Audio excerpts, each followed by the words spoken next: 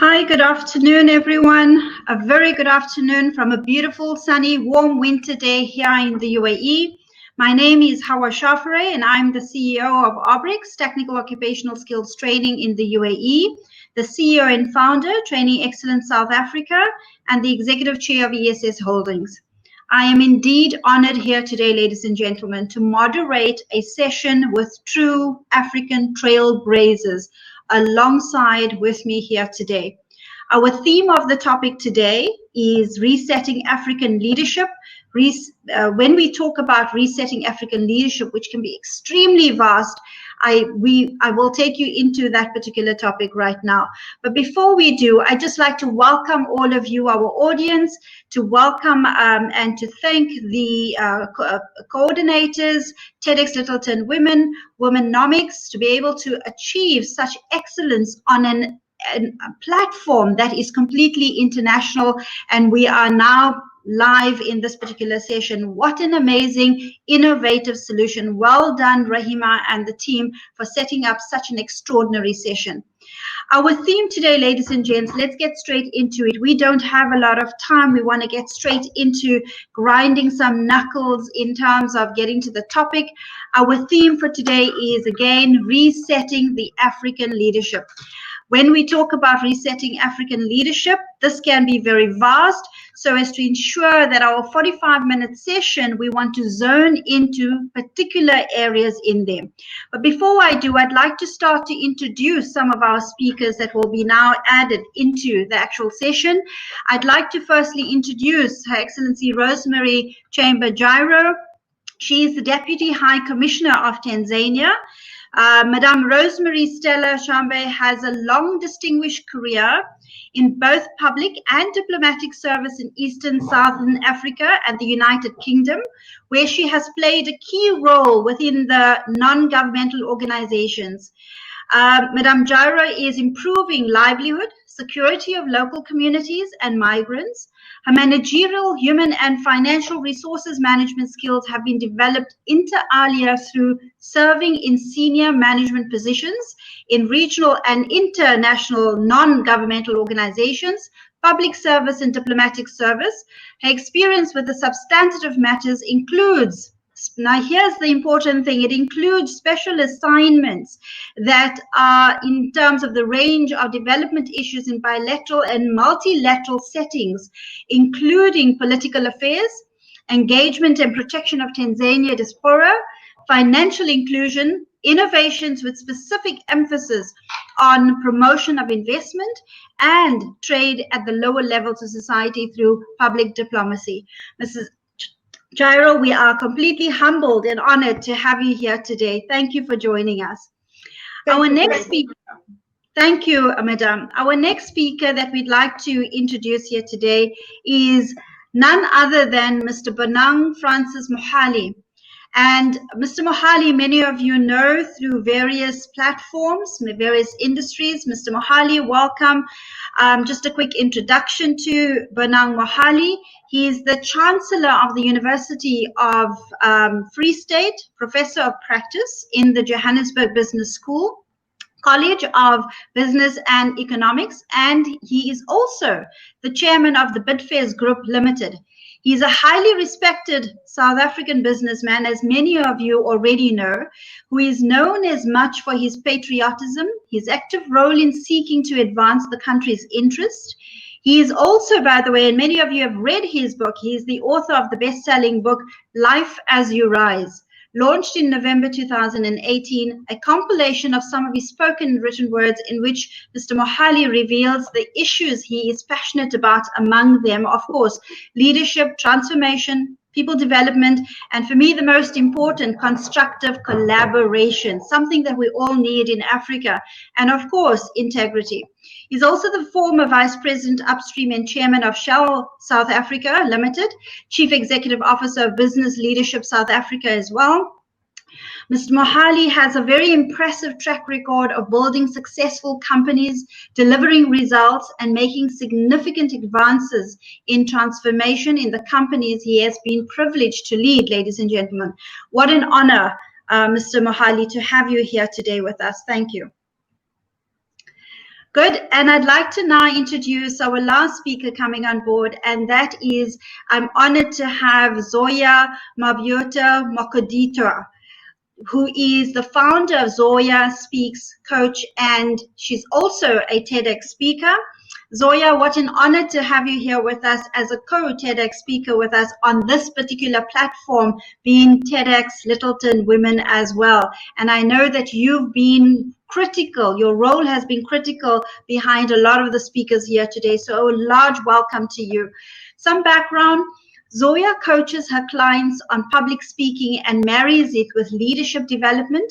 She also enjoys working with entrepreneurs, and that's the nice part, Zoya, that I see that all of you are involved with entrepreneurs and you yourself are entrepreneurs. And she also works with people in leadership positions in businesses, as well as anyone who seeks help with polishing up their verbal communication skills. Through a program called Be Heard, she teaches personal mastery, helping different people get into grips with who they are and what they bring, a very important aspect to leadership. And Zoya is also an award-winning public speaker and two-time Southern Africa public speaking and evaluation champion. Her love for inspiring audiences saw her compete as one of the only 2 African representatives at the World Championship of Public Speaking in Las Vegas and USA. What an achievement, Zoya. Well done.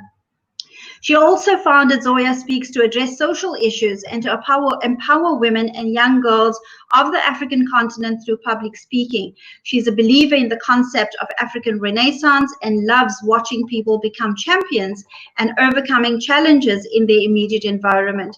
Zoya is fascinated by the resilience of human spirit. A hearty welcome, and again, we are honored to have you join us with us today, Zoya. Thank you very much for that beautiful introduction, Hawa. Thank you. And finally, ladies and gents, I'm not a speaker, but someone who is really integral to the functioning of here today, our program coordinator, Ms. Winnie Limani. Now, Winnie Limani is a third-year LLB student at the University of Pretoria in South Africa. Winnie has distinguished herself through her involvement with various organizations such as TEDxLyttletonWomen, She Phoenix, Femi Phoenix as the assistant, and of course also the University of Pretoria as their chair for human resources. She also has mentors for STAR mentorship program at University of Pretoria, and she has broadened her experience with substantive involvement in these organizations, including Womanomics and of course TEDxLyttletonWomen and Busra Leadership Partners.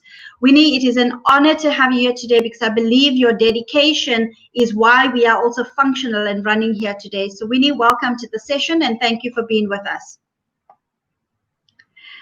All right, ladies and gents, let's before we actually get started, and I hand you over to our speakers to start off their session. Once again, I'd just like to say good afternoon to everybody who's just joined us. Please, you have a chat, and in the chat, you're more than welcome to be interactive and place your questions there so that we can then engage the speakers on that.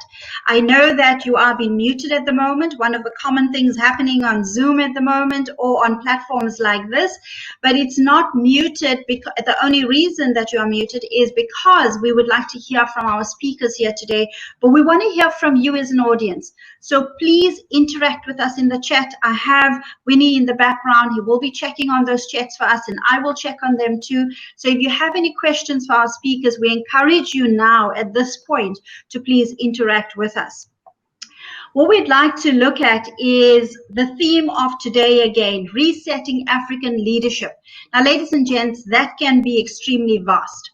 So to ensure that this 45-minute session that we have, we want to zone into the pertinent aspects of that. So I'd like to set the scene for our speakers here today. Just imagine that right now we are in a session by the beginning of 2020 where we look back. Amongst many other challenges in Africa, COVID-19 has been yet another leadership challenge, ladies and gentlemen, for our century.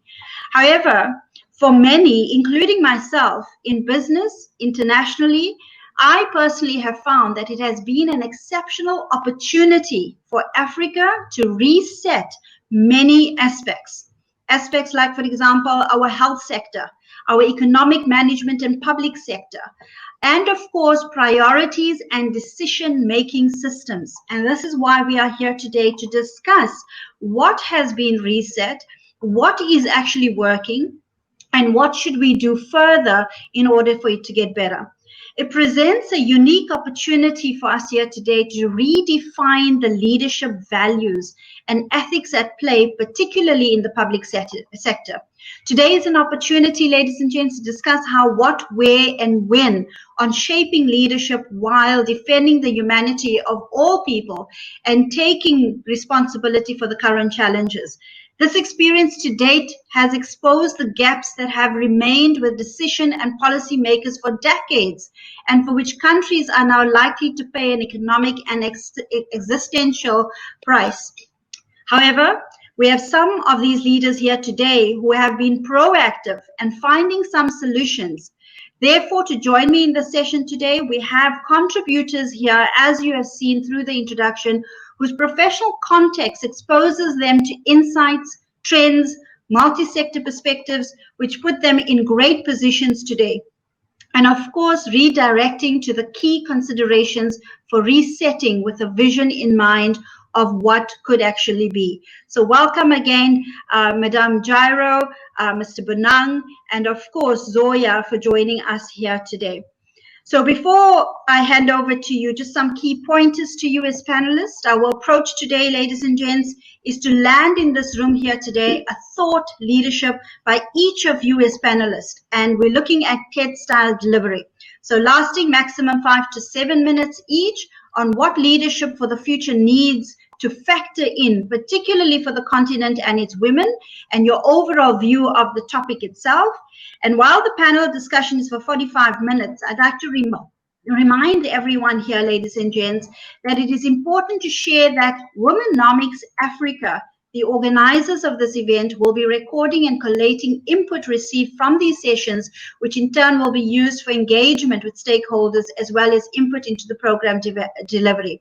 So after your 5 to 7 minutes, our panel speakers and our esteemed speakers, each input will then go into a 10-minute discussion on a Q&A, and then we'll also have a 10-minute discussion for the audience. So audience, get your questions ready. And let us now begin, of course. Let's start over with Mr. Bonang. If we may hand over to you, if we could start with you first, and seeing we are all ladies in the room, let's give our gent a start to start first. So Mr. Bonang Mohali, your 5 to 7 minutes begins now. Thank you for joining us. Thank you, Hawa, and thank you to our audience for finding time in their busy schedule to be with us.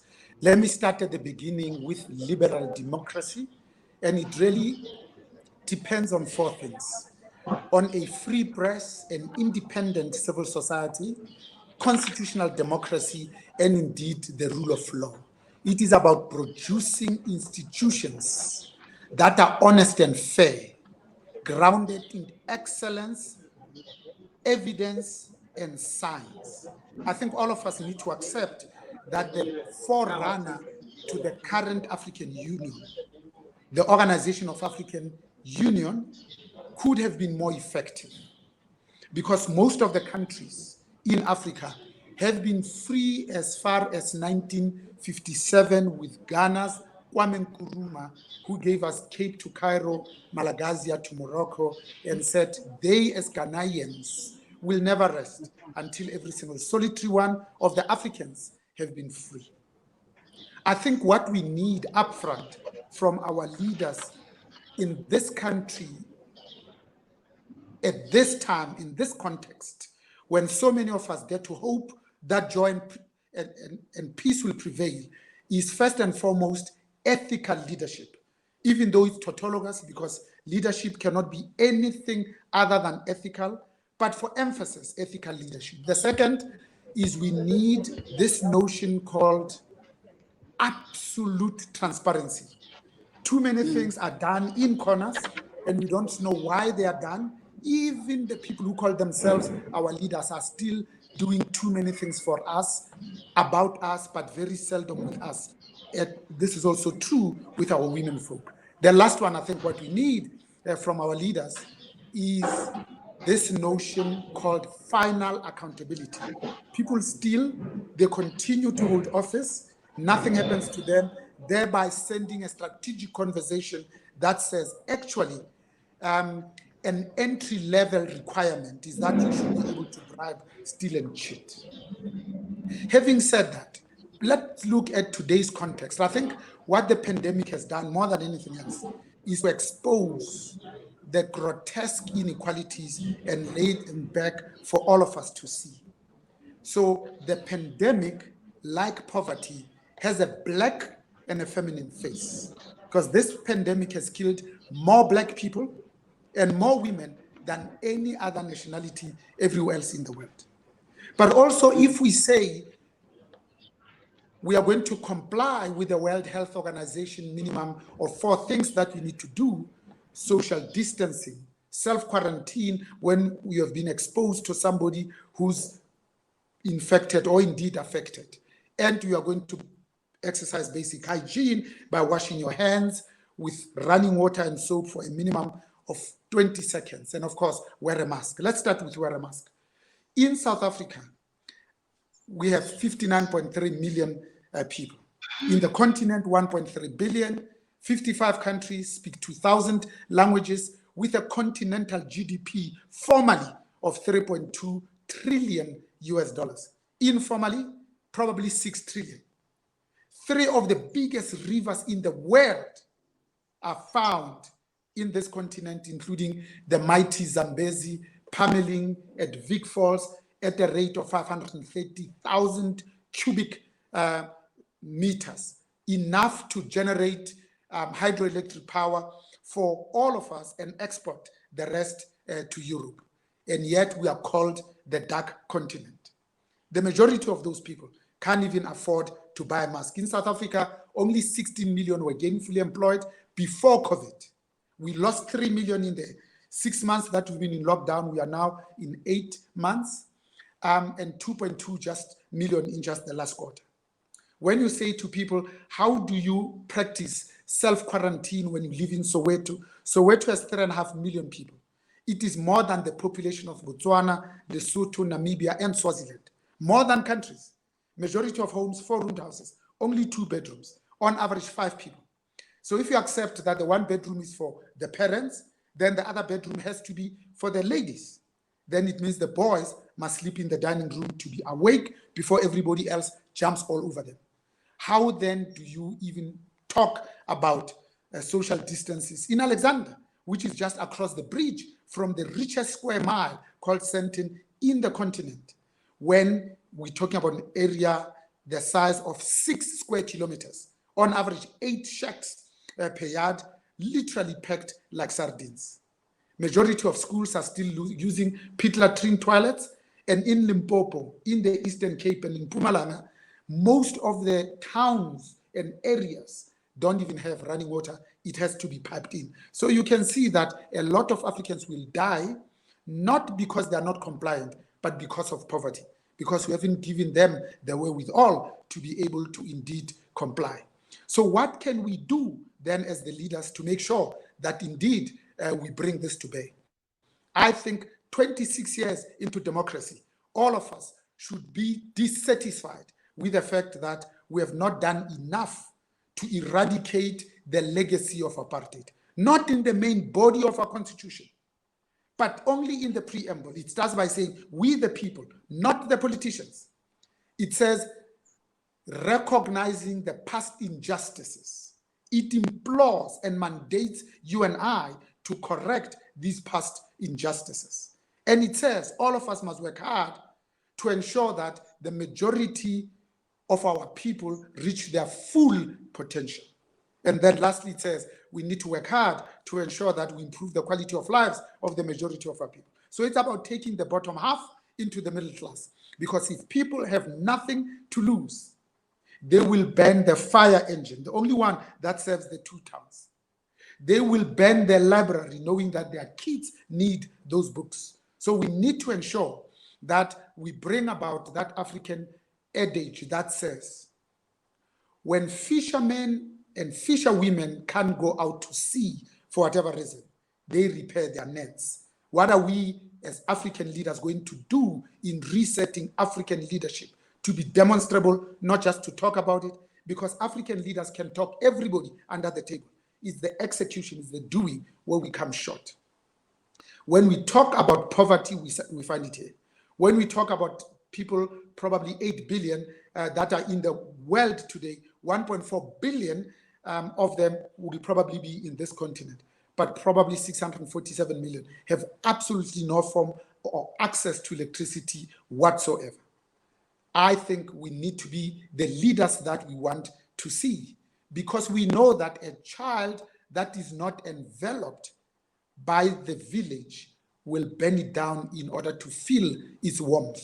Let's look at the good type of leaders as being exemplary, as being ethical, because we know that sons learn by looking at the back of the heads of their fathers. Thank you, Howard.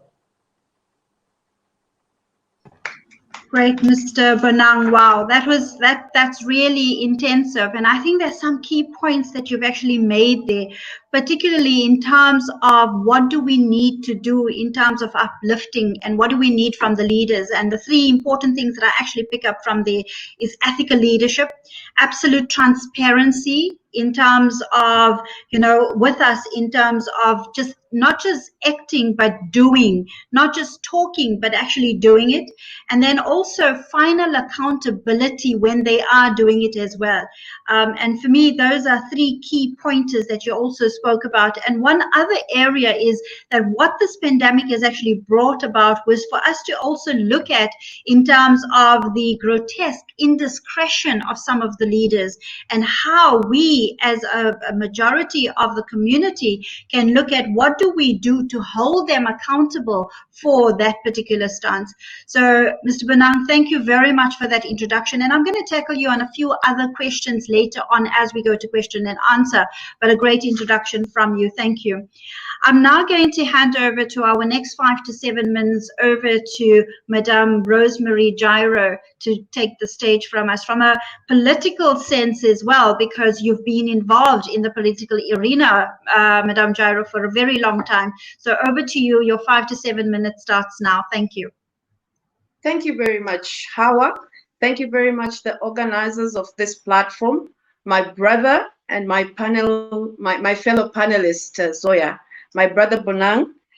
On resetting African leadership, I would like to take the experience of the United Republic of Tanzania, which will touch on some of the answers where my brother was speaking on good leadership. I would like to bring to attention how best the issue of COVID was handled in Tanzania. As we have seen it in South Africa, it has exposed the inequalities in different communities in South Africa and brought about the wounds which were suffered during the apartheid. In Tanzania, it was a different ball game altogether. As our president called that the whole nation should pray for the country, because COVID-19 is not as powerful as God's power. That is one strategy. But he also called about the traditional medicines in Tanzania, the herbal kind of treatment, the steaming, the gingers, and so on. So that one helped Tanzanians at the level of mindset that there's no medicine, there's no vaccine for COVID-19, so we have to go back. And we had even professors speaking on how they were treated with flu, different kind of flus in Tanzania. And we were one of the countries which were open, remained open to our borders. We remained going to work. There was no lockdown. And we went on herbal, purely herbal. And the death rate was very, very low. At the beginning, I lost the first patient who died of COVID-19 was my cousin brother, who had underlying causes, and it was something alien. And the whole nation, we actually stepped into the herbal world. And that has brought in business to the farmers, increased their livelihood security in terms of selling and having money in them. So in Tanzania, COVID actually took us back to our roots on how we were treated.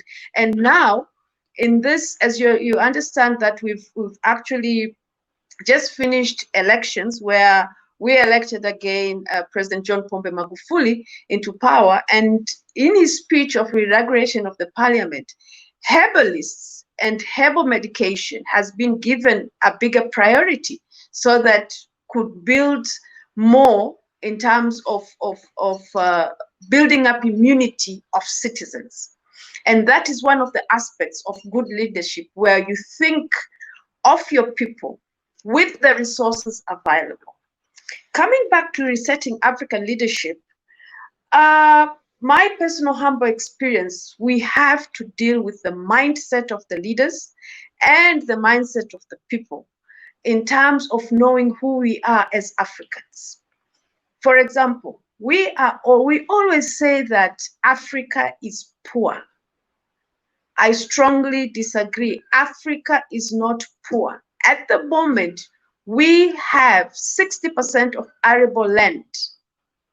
You can have gold and diamond everywhere, but if you don't have food, you'll die. So Africa has what it takes for the world to move. So I call that not poverty.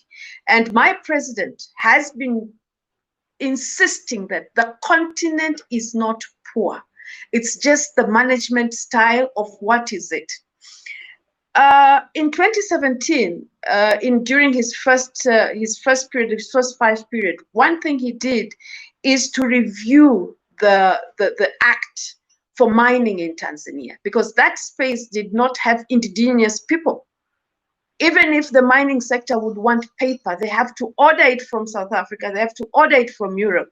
So investment for mining has to have an aspect, the local content has to be there in terms of supplying or even taking part in the mining sector itself.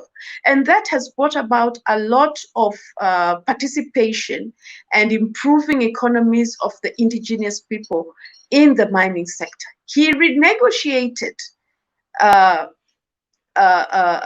contracts which were there for ages with big companies like Barrick.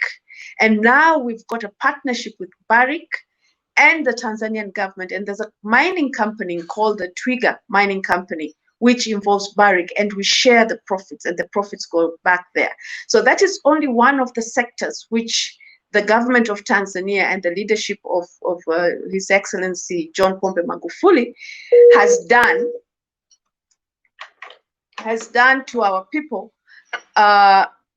for the people of Tanzania, which can be emulated to other African countries. Another area where I feel very strongly is making us poor and making us dependent is on aid. If Africa continent could minimize and remove aid, we are going to be free. Because remember, there's no aid which comes without packages or whatever that will cost our people. Look, for example, when COVID came, we did not know, we had scarcity of ventilators and so on. And many African governments went into taking aid from the World Bank and IMF, loan. In fact, it was not aid, it was loan. The government of the United Republic of Tanzania asked the IMF, if you really want to help us, give us a holiday on paying what we have already bought us for only 2 months. We will handle this business of COVID. And they refused. And we stick to our herbal, but also we did not increase the government debt to date. And we handled it with money from inside the country. Another area where we've done very well in this previous election, usually we get money from the UNDP, from international organizations, but this election has been fully funded by the taxpayers' money of Tanzania. So that is the kind of leadership which we need to actually eliminate in the African continent. Another area which touches us so much, and it's across the continent, is about corruption. My brother, the previous speaker, my brother, has been speaking about there's so many things which are done at the back by our leaders and we don't know. including which also involve them in corruption. The names being mentioned in different corruption cases around the continent. So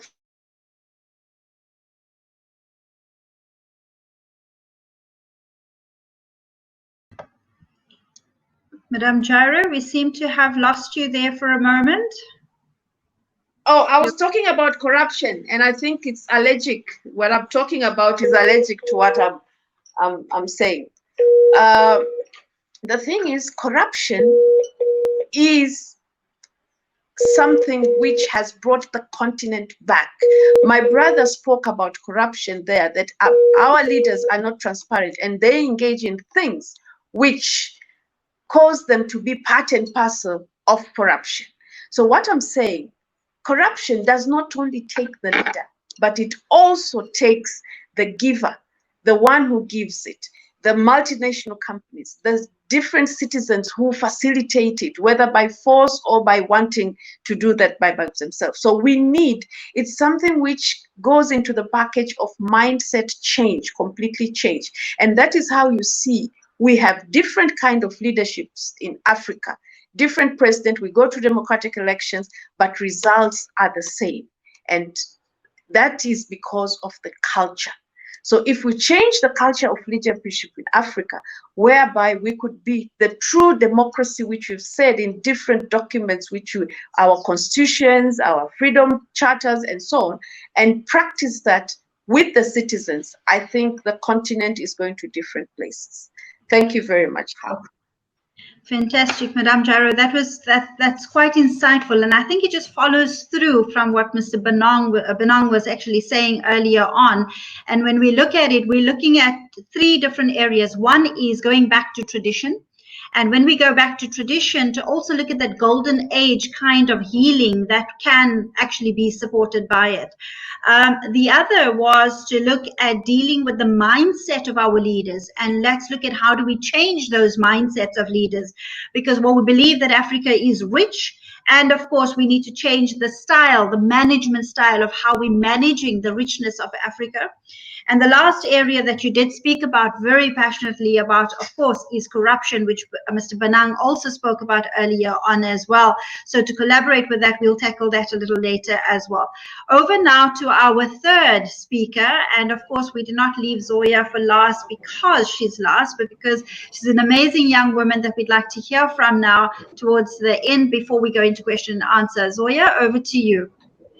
Your 5 to 7 minutes starts now. Thank you so much, Hawa, and good afternoon to everybody who has tuned in to listen to the conversation. I think maybe as a start, it is just to acknowledge my fellow panelists, highly esteemed people on the panel, Her Excellency Mama Rose, and of course, Mr. Bonang Mohale, who I've had the opportunity to moderate a panel on which he was a participant. So it's an absolute pleasure to be among esteemed panelists as yourselves. So, you know, when I think of such a topic as big as resetting, African leadership, I think often, what comes to mind for somebody like myself is, where does one start? Where do we start? Because it's such a big topic.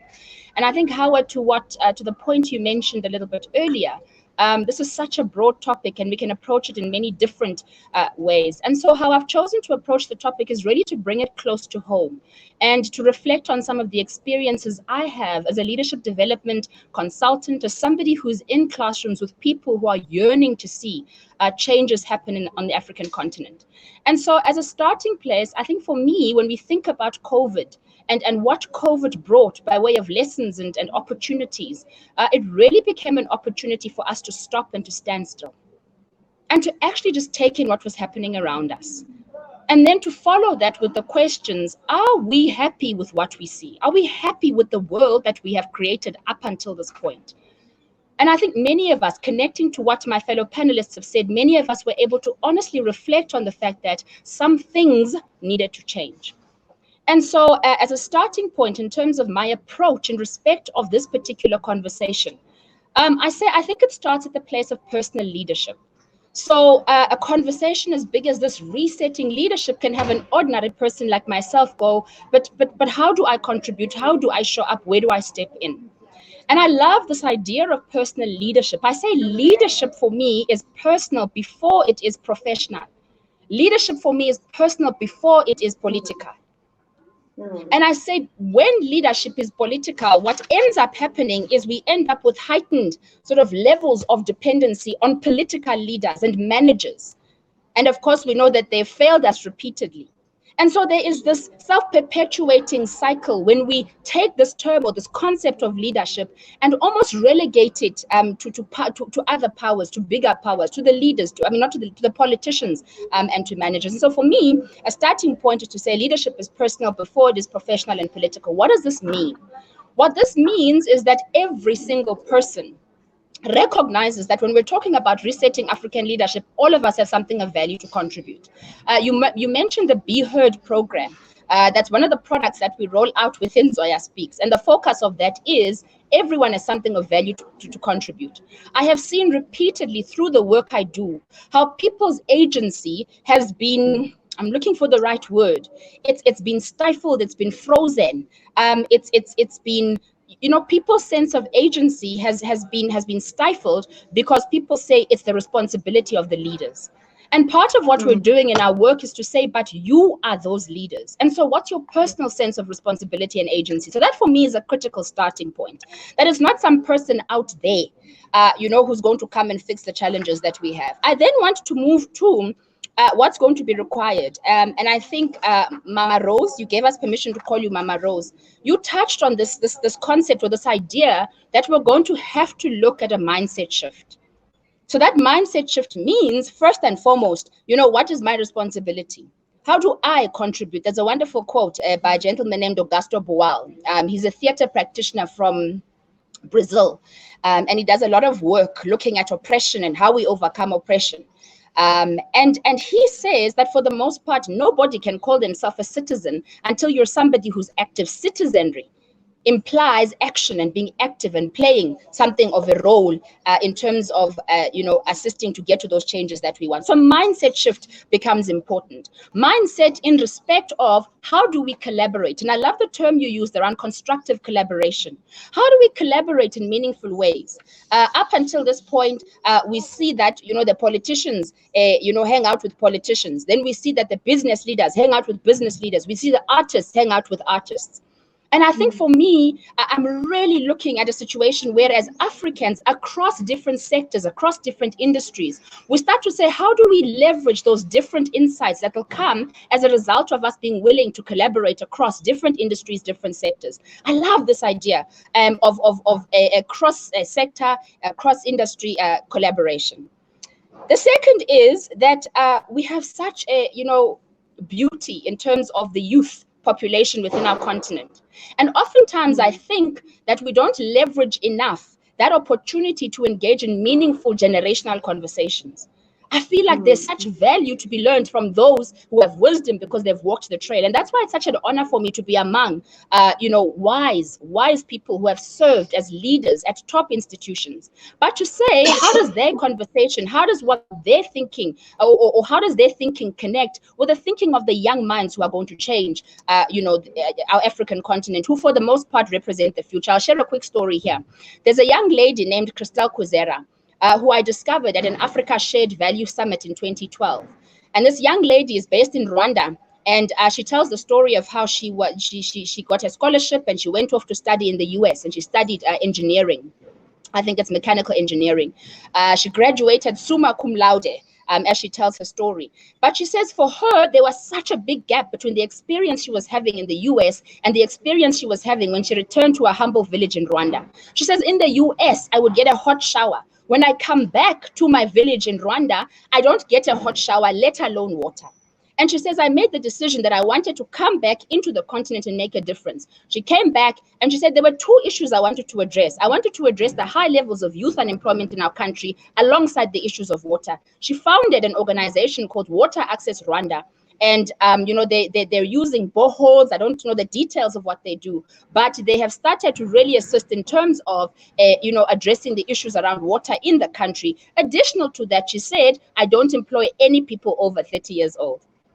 And so you have these change makers who are doing amazing things, young people who are contributing. So that's the second thing, a mindset shift around a couple of things. The fourth mindset shift, and again, we spoke to it, this idea that, this pandemic forced us to look inward and to say, what do we have that's already working? If all is not broken, what are the things that we have that are already working? So indigenous knowledge systems are going to be critical to revisit those things and to remember what those things are that make us African, that make us proudly African, and that we can take with us into the future.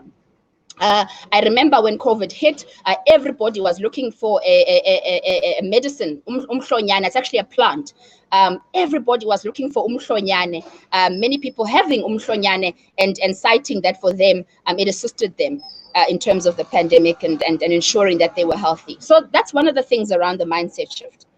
And then, of course, I think for me, ultimately, where I'd love for us to get to is that place where we have what I call a more conscious leadership. I think more than anything, we've woken up to the fact that we have to do all of this together. We have to find a way to do this together. Whilst we grapple with issues around inequality, whilst we grapple with issues around gender disparity and gender inequality, and Mr. Bonang spoke to it a little bit earlier, I think for me, there's a greater call to say, as Africans across business, as Africans in different, parts of the continent, how do we come together in meaningful ways, leveraging the diversity that's represented? And so conscious leadership is the place where I'd love for us to get to, where we're conscious about the things that we do. We're conscious about how we treat the environment. We're conscious about and deliberate about forming those connections. So I think I'm going to leave it there. But really just saying, I think it's just a wake-up call. COVID has been a profound wake-up call. And there is a hunger for us to really respond in ways that are meaningful to address these issues that I think all of us have spoken to. Thank you so much, Hawa. Fantastic. Thank you, Zoya. That was very insightful. And I think for me, what really stood out there is what I really loved is your saying that said personal leadership before we actually look at professional or political, and it resonates so well where you said that we need to revisit ourselves in terms of what really makes us African and what do we utilize from that in terms of becoming completely conscious leaders in the entire process. Another area that stood out completely, and I think there's been a real correlation here with what Madame Jairo said and what Mr. Bonang said, is in terms of changing the mindset of leaders to become that active citizenry that you spoke about, the words in inverted commas that you spoke about, where we leverage different sectors in terms of the constructive collaboration, and we also look at leveraging more the generation conversations. And of course, from the conscious leadership perspective is now what I'd like to jump into as we go into the question and answer, ladies and gents. So what I'd like to find out in all these things that you've shared with us here today is extremely insightful from a perspective of this is what you are doing, this is what you are thinking.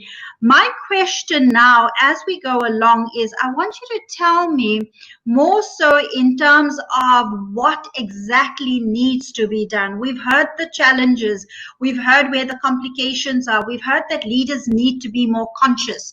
We've heard that leaders, or the African Union, for example, might not have done enough. We need to look at more ethical leaders, more absolute transparency. We've heard from Madame Jairo of what is happening in Tanzania and how and what they are doing.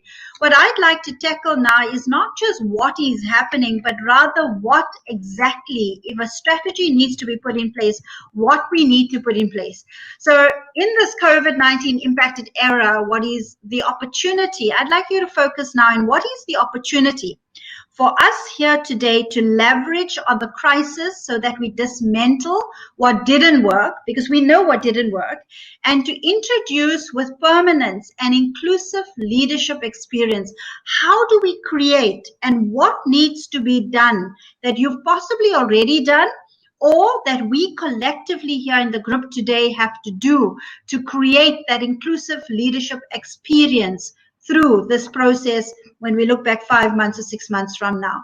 So, Mr. Bonang, let's start with you. If we can go overhead to you, if you can give us your quick, short, 30-second to a minute answer on that. So in the interest of time, because I've got a 13:30 that I need to rush to, number one, I think we need to jail the top state capture miscreants and those people that stole PPE meant for the poor, the hungry, the sick, and the dying. Number two, we need to really embark on deep, systemic, and systematic structural reforms that we know we have to do, but we don't have to wait for the IMF or indeed the World Bank. Number three, we need to reduce the public sector wage bill, because in South Africa, 70% of what we collect from the revenue service goes to social security, public sector, and indeed debt servicing costs. Debt servicing costs before COVID was running at 20 billion before we did anything else.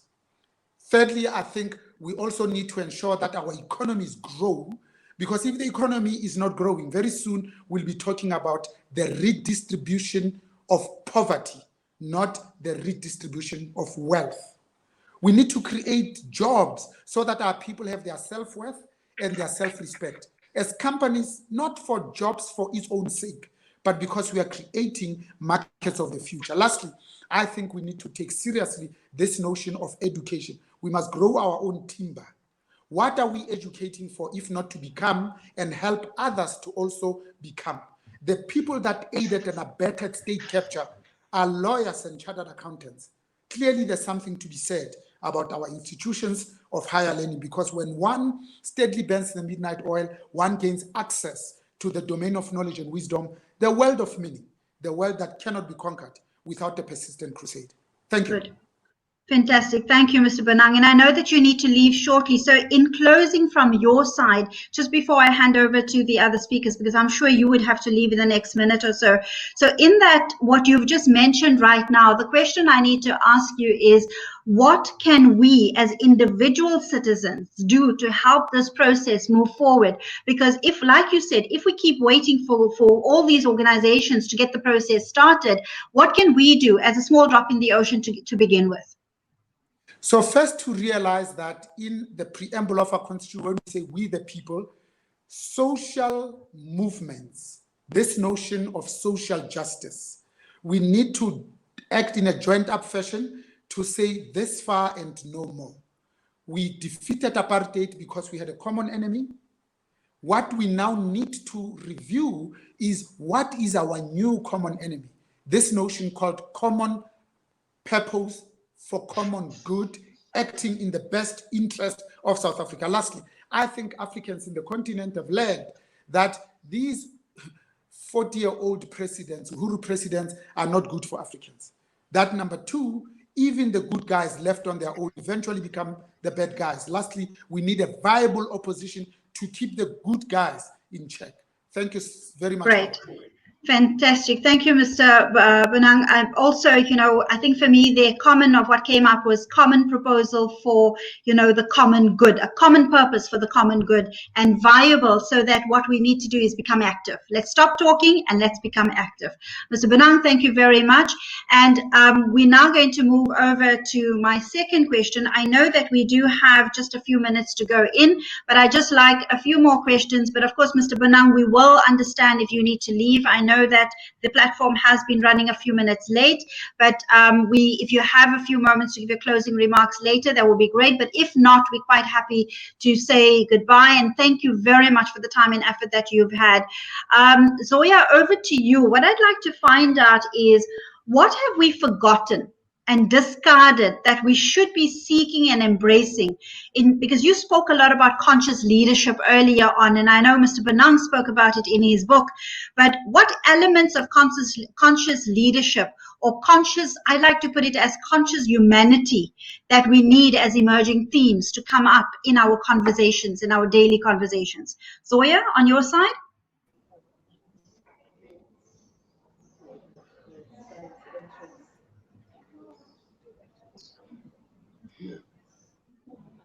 Hi, Zoya. Are you there?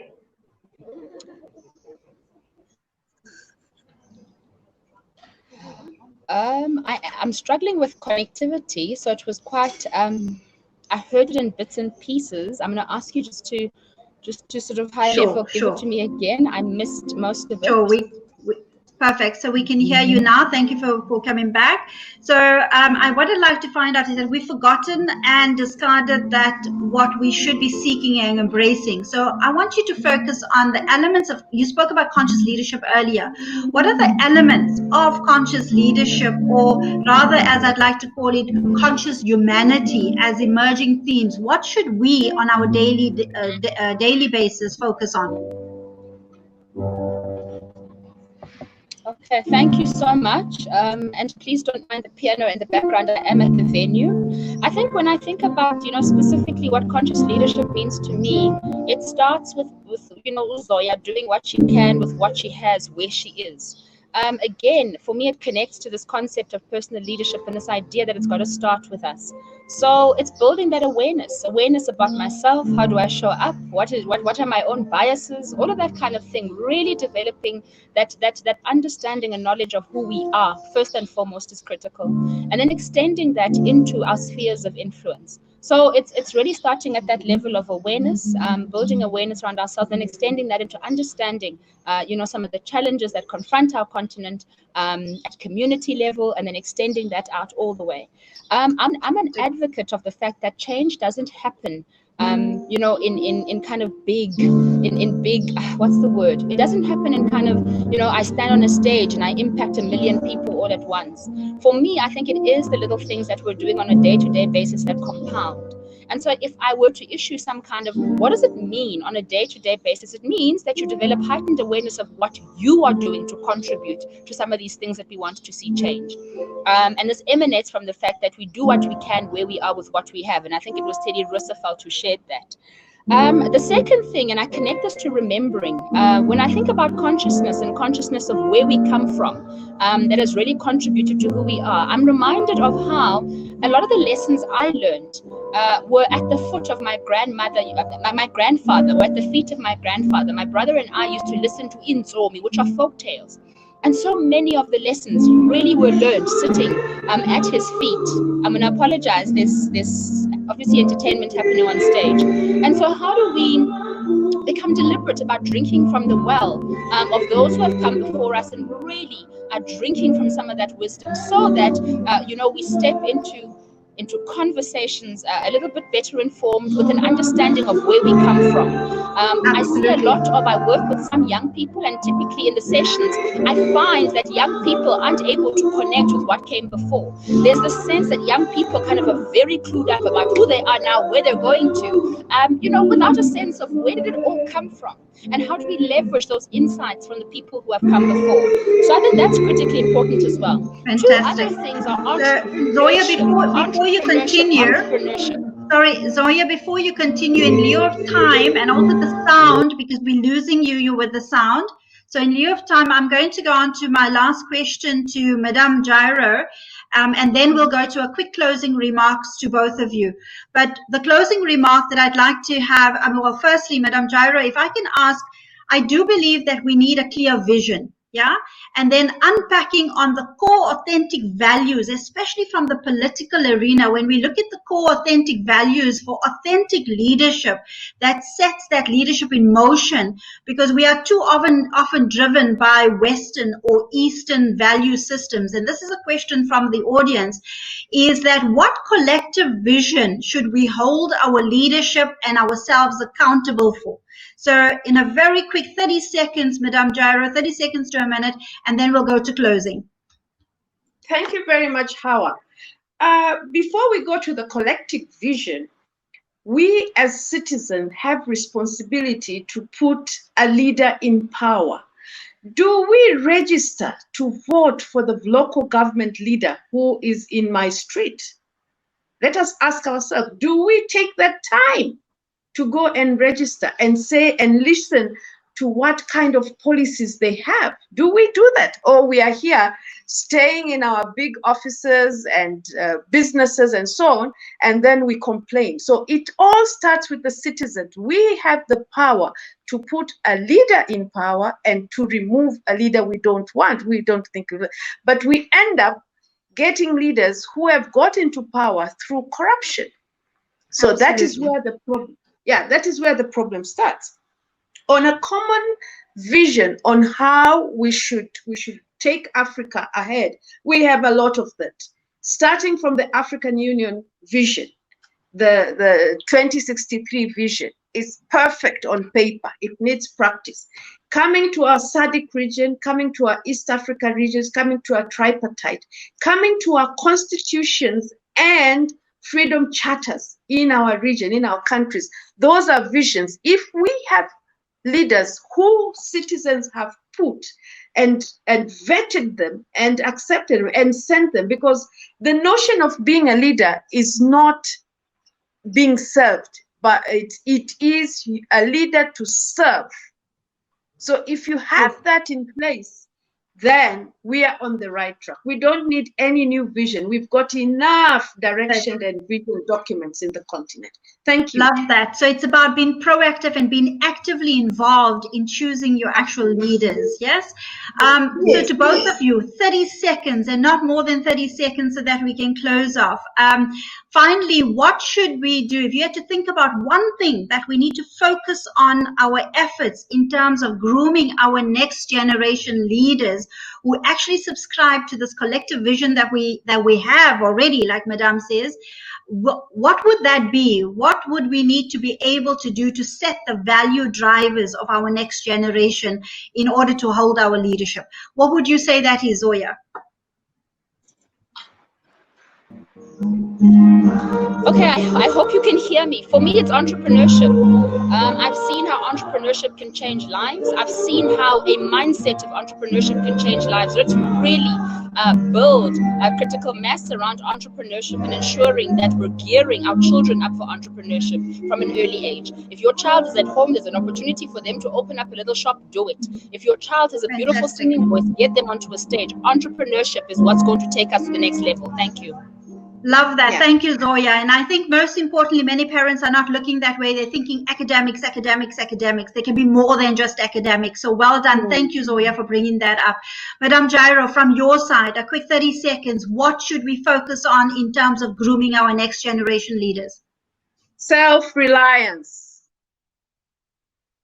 In one self-reliance. We should instill self-reliance and not expect aid. Yesterday, I was opportuned to actually do a closing remark on a HD Africa startup programs, which includes 10 startups from the continent, from Nigeria to Southern Africa to Central Africa. You should see, and I concluded that we can have an African Silicon Valley, starting with that, with an emphasis of what we did to decolonize the continent. And with that cohort, which we're doing of 10, it was called Asante Twa, which was named after a very powerful lady in Ghana from the Asante community, where she was going to fight from the British, and she scared the British culture. So she scared the British government who was colonializing Ghana by getting back the golden stool. So fantastic. Thank you, Madame. Thank you. That's great. Thank you very much. Ladies and gents, thank you so much. I'm so sorry that I had to rush you through the entire process, but this brings us to the end of this particular session. We'd like to hereby thank our esteemed panelists, Madame Rosemary, Mr. Bonang Wahali, Ms. Zoya Mobutu, and of course, our lovely Minnie Limani there in the background. And of course, just before you end off, from the discussion today, we brought up some key pertinent points that were discussed in terms of changing mindset of leaders, where we looked at in terms of making aid available and of course functional, and looking at how do we stop, stand still, and take in and evaluate and reflect on what are the changes that needs to be made. Thank you very much from all the way from the UAE. Assalamu alaikum wa rahmatullahi wa barakatuh. Bye bye. All the best.